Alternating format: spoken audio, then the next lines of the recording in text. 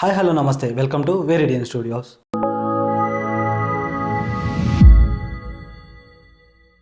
ఈరోజు దేని గురించో కాదు, కిమ్ గురించి అయితే మాట్లాడుకుందాం. ఆల్రెడీ ఫస్ట్ వీడియో అయితే ఒకటి చేశాను. అది చూడకపోతే ఒక్కసారి అయితే ఛానల్లోకి వెళ్ళి అయితే చూడండి.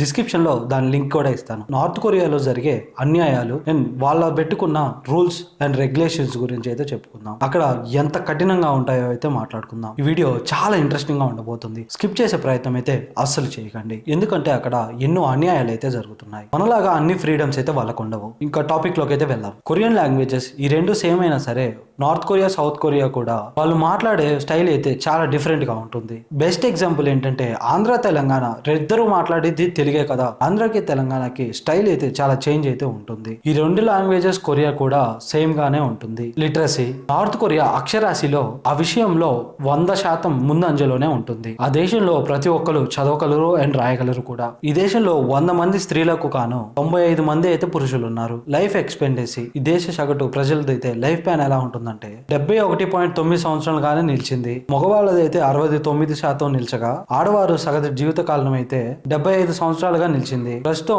ఏజీ విషయంలో నార్త్ కొరియా 103వ ర్యాంక్ లో అయితే కలిగి ఉంది. ఇక మాట్లాడుకుంటే టైం వేరియేషన్, నార్త్ కొరియాకి మన ఇండియాకి ఉన్న టైం ఏంటంటే కేవలం 3.5 గంటలు మాత్రమే. మనకి ఒకవేళ ఇక్కడ ఉదయం 9 గంటలు అయితే వాళ్ళకి ఉదయం 5.5 గంటలు అయితే అవుతుంది. అంటే మనమే టైం విషయంలో అయితే ముందు ఉన్నాం. నార్త్ కొరియాలోని ప్రజలు వాళ్ళ పిల్లల్ని స్కూల్లో ఒకవేళ జాయిన్ చేయాలి అనుకుంటే ఈ రూల్ అయితే తప్పకుండా పాటించాల్సిందే. వారు తమ పిల్లల్ని పంపించే స్కూల్ కి వాళ్ళు కూర్చునే సొంత డెస్కులను కుర్చీలను కూడా పేరెంట్సే అందించాలి. స్కూల్ అయితే పిల్లలకు ఎలాంటి చైర్లను డెస్క్లను అయితే అస్సలు ప్రొవైడ్ చేయదు. నార్త్ కొరియా అయితే అమెరికాని అయితే ద్వేషిస్తుంది. అందువలన వీళ్ళు దేశంలో బ్లూ కలర్ జీన్స్ అయితే వేసుకోవడం నిషేధించారు. ఒకవేళ వాళ్ళు కనుక వేసుకున్నారనుకో వాళ్ళకి జరిమానా అయితే తప్పదు. బ్లూ జీన్స్ కి అమెరికా పైన ఉన్న దేశానికి అసలు సంబంధం ఏంటి అనుకుంటున్నారా? ఆ బ్లూ కలర్ అనేది అమెరికాకి సామ్రాజ్యవాదం శిఖరంగా అయితే ఉంటుంది. అక్కడ మనకు నచ్చినట్టుగాను మన స్టైల్ కి నచ్చినట్టుగాను సెలూన్ కి వెళ్ళి అయితే మన హీరో మన స్టైల్ ని అయితే ట్రై చేస్తూ ఉంటాం కదా. కానీ నార్త్ కొరియాలో ఉన్న అబ్బాయిలకు మాత్రం అస్సలు పర్మిషన్ లేదు.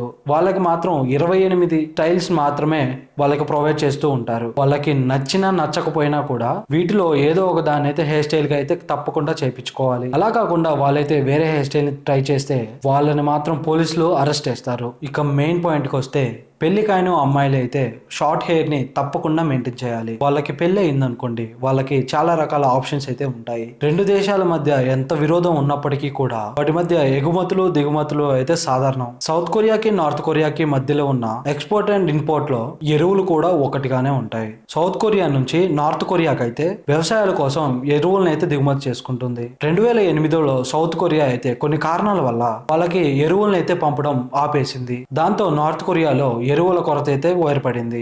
దాంతో అక్కడ ఉన్న ప్రభుత్వం అయితే ఒక చట్టాన్ని అయితే అమలు చేసింది. అదేమిటో కాదు, వాళ్ళ ప్రతి ఒక్క కుటుంబంలో ఉన్న మలాన్ని ఆ టాయిలెట్ ని అదే మన టాయిలెట్ ని మిగతావి అది వాటిని ఫ్లష్ చేయకుండా వాటిని సేకరించి అయితే వ్యవసాయానికి అయితే యూజ్ చేయాలని ఒక రూల్ ని అయితే తెచ్చింది. ఎందుకంటే ఈ మానవ వ్యర్థాలనే ఆ సమయంలో ఎరువుగా ఉపయోగించేవారు. గూగుల్, ట్విట్టర్, ఇన్స్టాగ్రామ్ అలాగే సౌత్ కొరియాకి సంబంధించిన వెబ్సైట్లు ఇలాంటివేవి కూడా నార్త్ కొరియాలో ఉపయోగించడానికి అనుమతి లేదు. అక్కడ వాళ్ళకి ఇంటర్నెట్ సౌకర్యం ఉన్నంతప్పటికీ కూడా ఇంటర్నెట్ ద్వారా కేవలం 28 వెబ్సైట్లు మాత్రమే వాళ్ళు ఓపెన్ చేయడానికి యాక్సెస్ అయితే ఉంటుంది. అలాగే అక్కడ ఉన్న ప్రజలు ల్యాప్టాప్స్ ని కంప్యూటర్స్ ని కొనాలి అనుకుంటే ముందుగా ప్రభుత్వం నుండి వాళ్ళైతే పర్మిషన్ అయితే కంపల్సరీగా తీసుకోవాలి. నార్త్ కొరియా ఇంటర్నెట్ పై ఇంత కఠినంగా ఉండడానికి గల కారణం వీళ్ళ దేశానికి సంబంధించిన వార్తలైతే ఇతర దేశాలకైతే అస్సలు వెళ్ళకూడదు అని. వీళ్ళు అమెరికన్ ప్రజలని అయితే బిగ్ నోసెస్ అదే పెద్ద ముక్కు అని అక్కడ ఉన్న వాళ్ళైతే అందరూ పిలుస్తారు. ఎందుకంటే అమెరికన్లకు అయితే